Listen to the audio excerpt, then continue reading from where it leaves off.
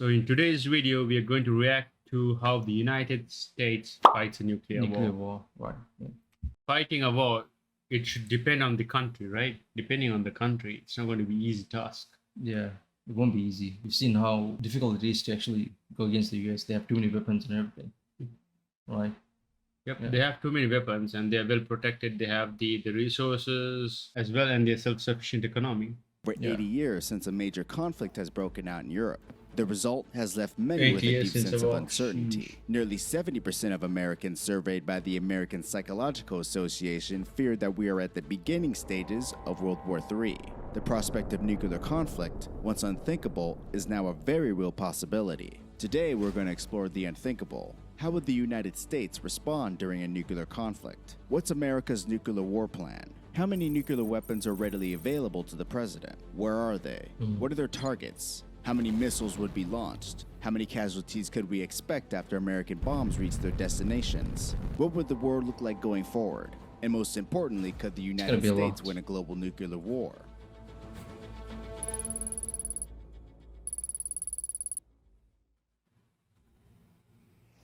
The United States operates under a nuclear triad, consisting of land-based intercontinental ballistic missiles, or ICBMs, sea-based submarines armed with submarine-launched ballistic missiles, or SLBMs, and air-based strategic bombers, carrying gravity bombs and air-launched nuclear cruise missiles. Now let's take a look at each part of America's triad and So you have ICBMs, SLBMs, the bombers, and then its weapon delivery systems. the cruise The missiles. first and most well-known part of America's nuclear triad is its land-based intercontinental ballistic missiles, or ICBMs. The U.S. has 400 LGM-30 Minuteman III ICBMs that are launched via silos.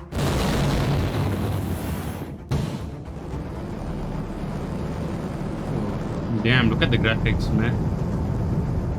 These 400 missiles have a range of over 6,000 miles and have near pinpoint accuracy. When launched, the three-stage Minuteman III travels at speeds of over 15,000 miles per hour, reaching its target in under 30 minutes. Each Minuteman III missile carries one warhead. 200 Minuteman III missiles are armed with a 335 kiloton W-87 Mark 21A warhead, while the other half are armed with a 300 kiloton W-78 Mark 12 warhead. Each warhead has around 40 times the destructive power of the bombs dropped on Japan. How many warheads in 1945.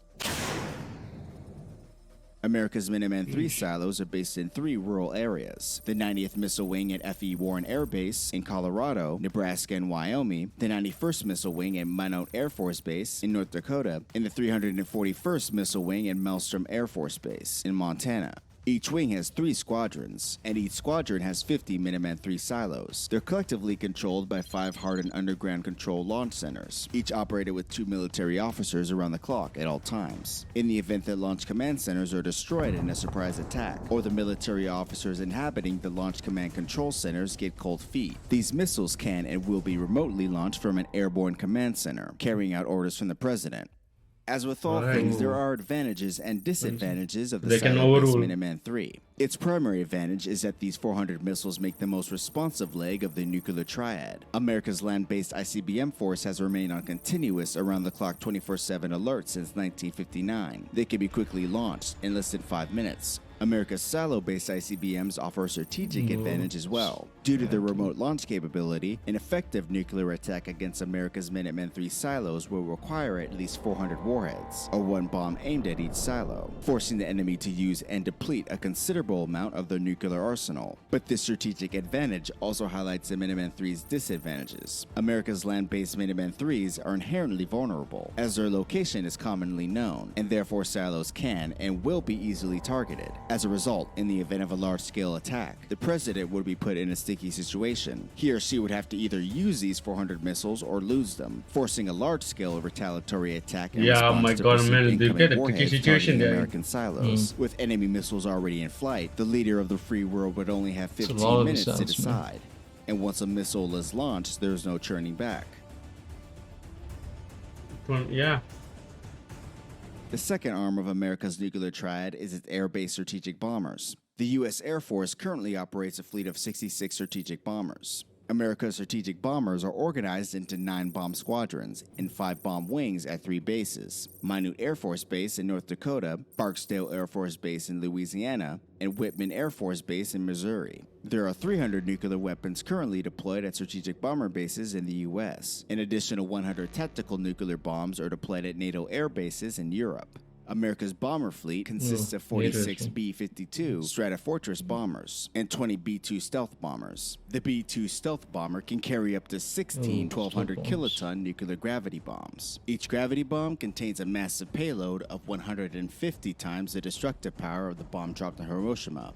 The B-52 Stratofortress bomber is a long-range heavy bomber with the ability to travel up to 9,000 miles without refueling. Destruction The ability is B-52 crazy. carries up to 20 AGM-86 subsonic air-launched cruise missiles. When launched, the AGM-86 missile can travel over 1,500 miles at speeds exceeding 555 miles per hour, using its independent guidance system to deliver a W-80 150 kiloton warhead to its target in less than 90 seconds. Each warhead contains around 20 times the destructive power of the bomb dropped on Hiroshima.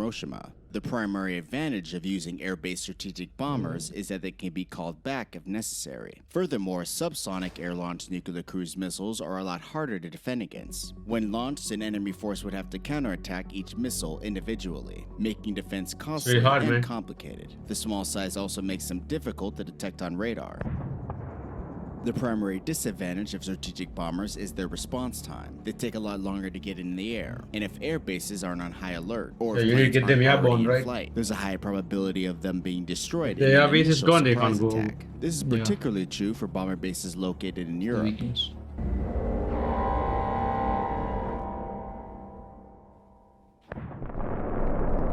Sound is speaking. Please.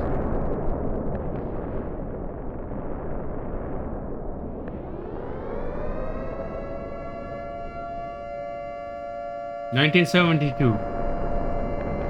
What do you mean probable nuclear? In World War.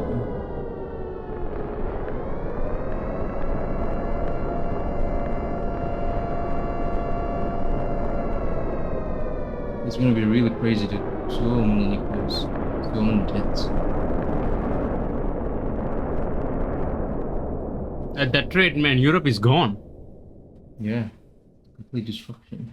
The last and most important part of America's nuclear triad are its nuclear-powered ballistic missile submarines. The U.S. Navy operates a fleet of 14 Ohio-class ballistic missile submarines. Each submarine carries 20 Trident II submarine-launched ballistic missiles. The Trident II SLBM is the most destructive weapon in America's nuclear arsenal. Each missile is armed with either 4 or 5 475 kiloton W-88 warheads. In theory, each sub can launch its entire 20-missile payload virtually undetected in under 7 minutes. Missiles inside missiles. Undetected in under 7 minutes, man, shit.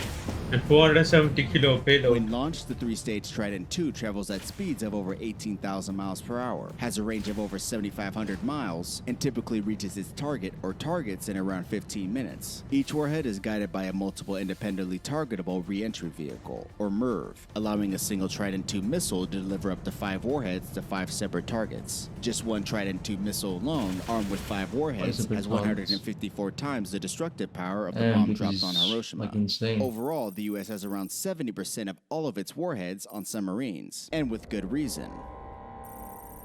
70%, I think that's a good strategy, man. Yeah. There are numerous advantages of the ballistic missile submarine. For starters, they make up the most survivable leg of the nuclear triad. Ballistic missile submarines are virtually undetectable at sea. Their stealth design makes finding one an almost impossible task, giving pause to potential adversaries. With at least 10 submarines on constant patrol at all times, ballistic missile submarines assure that the Russian US can strike submarines at any are time, they go anywhere, deeper. even after a surprise attack. With each sub carrying an average of 100 warheads each, they have enough firepower to make just one submarine the 6th most powerful nuclear power in the world. In terms of disadvantages, there simply are none.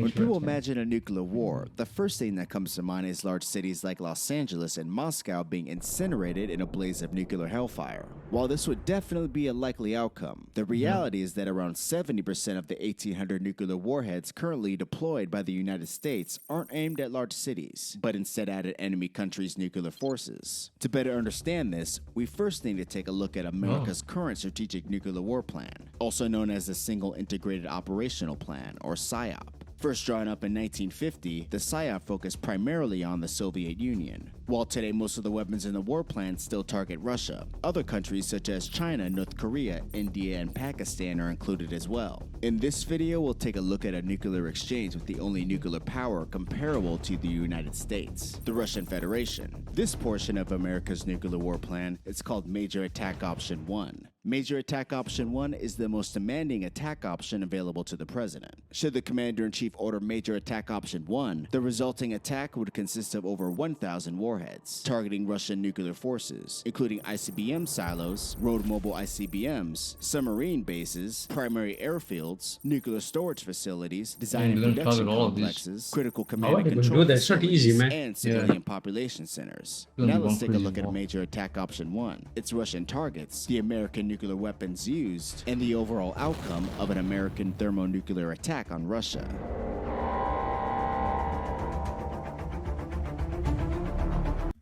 So what do you think, man?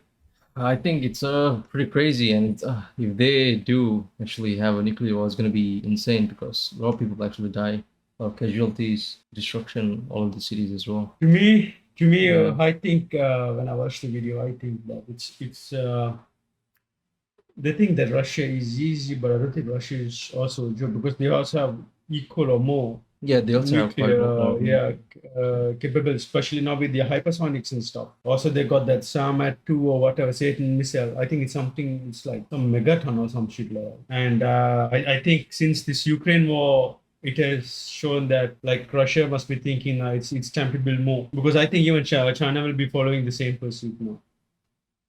And Yeah. Russia has like 5,000-6,000. I don't know. I heard before it was like 70,000 bombs totally, but they are reduced it to 5,000. I think if they start to increase it, I mean, there's going to be a lot of collateral, man. Yeah.